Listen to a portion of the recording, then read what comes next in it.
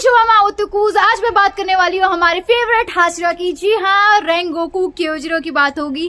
पूरा demon slayer एक तरफ, मुगेन ट्रेन आर्क एक तरफ। भाई ये बंदा सिर्फ एक मूवी में आया था और इसने हम सभी के दिलों में एक ऐसी जगह बना ली जो कि अभी तक कोई ले नहीं पा रहा है। लाइक लिटरली भाई साहब को लगता है ग्यो में स्ट्रॉन्गेस्ट हाशिरा है, लेकिन उसका प्लस पॉइंट है, हाँ भाई वो ब्लाइंड है और स्ट्रॉन्ग है तो एक अलग चीज बन जाती है।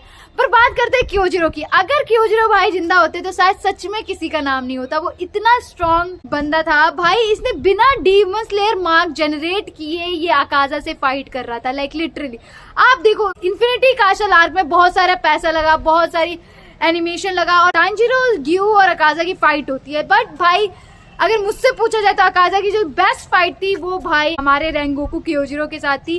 भाई पूरा मैदान खाली, 1 to 1 फाइट हो रही है, कोई रोकने वाला नहीं, कोई छुपने की जगह नहीं। भाई एकदम क्लैश हो रहा है, एकदम आमने सामने है। और भाई जिस तरीके से वो बोलता है ना, रेवा एन बाशरा रेंगोकू क्योजिरो ओरी नीवा नारानाई, भाई जो गूज बम्स आ जाते हैं ना भाई, वो सीन होती है, इतना एपिक सीन है भाई। भाई मैं क्या बोलूं, मतलब पूरा क्यों, मतलब कि जो पूरा आर्क डीमन स्लेयर आगे चलता गया वो सिर्फ और सिर्फ एक होता नहीं है कि रेंगोकू के साथ, मतलब इकलौता ऐसा हाशिरा जिसकी सारे के सारे हाशिरा रिस्पेक्ट करते थे, इज्जत करते थे, मानते भी थे। कोई ऐसा हाशिरा नहीं था जो इसकी रिस्पेक्ट नहीं करता था। इनफैक्ट जितनी भी आगे की सीरीज आती गई, जहां जहां ये लोग डिमोटिवेटेड फील हुए, वहां पे रेंगोकू की ग्लिम्स दिखाई गई है। और जब भी ग्लिम्स दिखाई जाती है ना भाई, तो एक वो अधूरापन जो होता है ना वो आ जाता है। लाइक सीरियसली ये बंदा इतना गोटेड था कि अगर इसके बाप ने इसको ट्रेनिंग दी होती ना भाई, तो आज की डेट पे भाई रेंगोकू को कोई कम्पीट नहीं कर सकता है। भाई ये लिटरली कॉपी पढ़ के, कॉपी से सारी चीजें पढ़ के इतना स्ट्रांग बना था, ये हाशिरा बना था।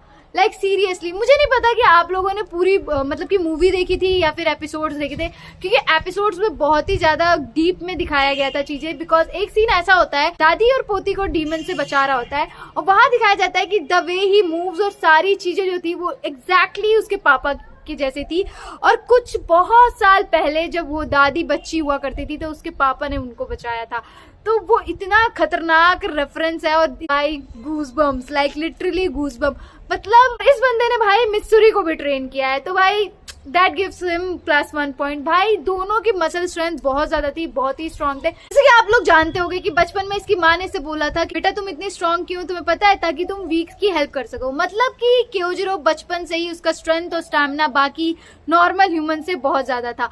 और सोचो बाकी सारे हाशिरा का एक अलग ही रीजन था कि भाई उनके डीमंस ने उनकी फैमिली मेंबर्स को खा लिया, इसलिए वो डीमन स्लेयर कॉर्प्स ज्वाइन करे। पर रेंगोकू का सोल रीजन था उसकी माँ। उसने अपनी माँ के लिए डीमन स्लेयर कॉर्प्स ज्वाइन की। वो जो सीन होता है ना भाई, जब इंटेंस बैटल चल रही होती है रेंगोकू और अकाजा की, भाई वो अकाजा ने उसको लाइक लिटरली आर पार मार दिया था यहाँ से।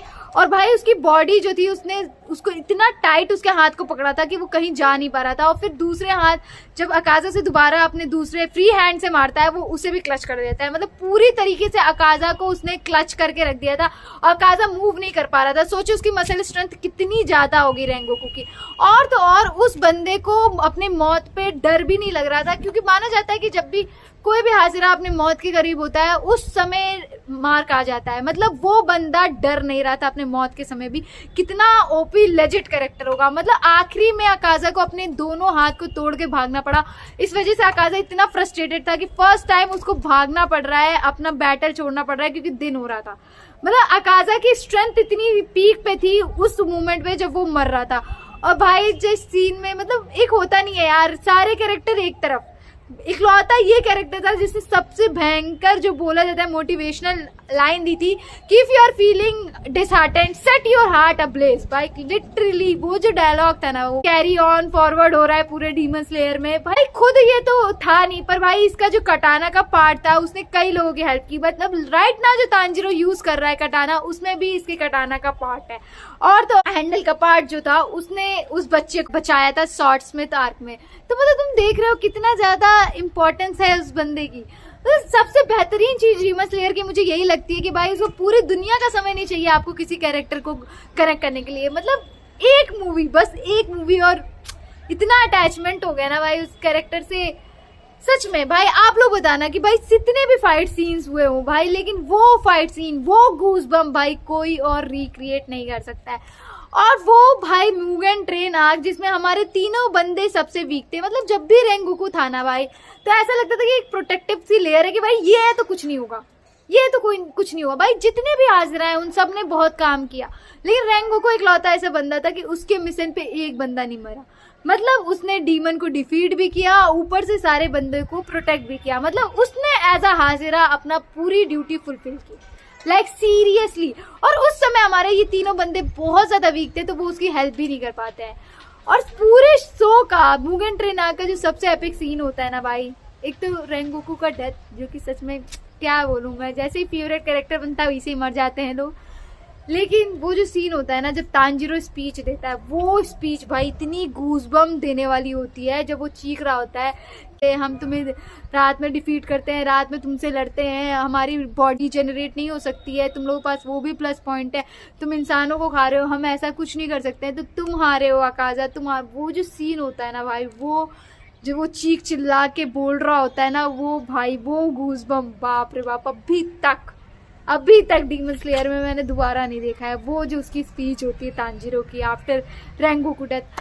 तो भाई ये था भाई हमारे रेंगोकू की जर्नी बचपन से लेके आज। लिटरली मुझे उसका बाप बिल्कुल भी नहीं पसंद था भाई। कैसे तुम अपने छोटे से बच्चे को, ठीक है तुम्हारी वाइफ मर गई, समझ में आता है, तुम बहुत प्यार करते होगे उससे, पर क्या ये रीजन, सोल रीजन था तुम्हें अपने बच्चे को ना ट्रेन करने का?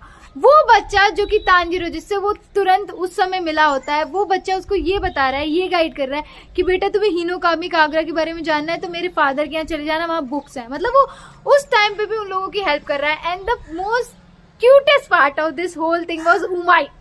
उमाई भाई जब वो कहता है ना भाई, इतना क्यूट, इतना प्यारा कैरेक्टर होता है। और क्या मैं ये बोल रही हूँ कि अगर सच में रेंगोकू ने इन तीनों को ट्रेन किया होता तो भाई आज की डेट में ये हाजिरा बन चुके होते हैं। लाइक लिटरली ये अनबीटेबल होते भाई। आप सोचो अगर रेंगोकू जिंदा होता, क्योंकि बाकी सारे हाजिरा को भी टाइम फ्रेम देना था तो रेंगोकू का मरना जरूरी था। लाइक तो क्या कर सकते हैं। तो भाई आज के लिए बस इतना ही। आप अपने फेवरेट हाशिरा को कमेंट करके जरूर बताना। Keep liking, commenting, sharing my videos, also subscribe my channel for more such content. सायोनारा, नाकामाताची, बाय बाय।